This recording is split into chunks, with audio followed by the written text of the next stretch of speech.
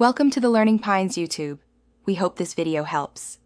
In this video, I will explain how to make a roux with olive oil.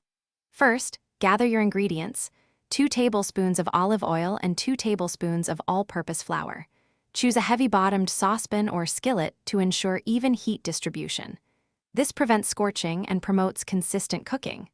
Also, make sure you have a whisk readily available, as continuous stirring is crucial for a smooth, lump-free roux. Begin by heating 2 tablespoons of olive oil in your chosen pan over medium heat.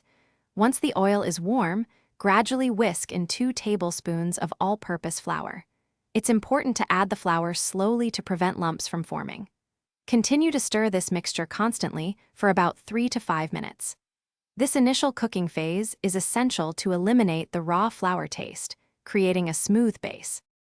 As you continue to whisk, you'll notice the roux beginning to change color. Keep stirring constantly to prevent it from sticking to the bottom of the pan and to ensure even browning. You can cook the roux to various shades, from a light blonde, which is great for creamy sauces, to a rich, dark brown. Remember, a darker roux will impart a deeper, nuttier flavor but will have less thickening ability. Once your roux has reached the desired color, it's ready to be incorporated into your dish.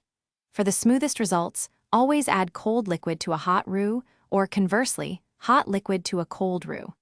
This temperature difference helps prevent lumps from forming. A lighter, blonde roux is perfect for thickening creamy sauces like bechamel or rich gravies. For more culinary insights and other fantastic deals, be sure to check out the description below this video. Thanks for watching. Consider subscribing if we helped you.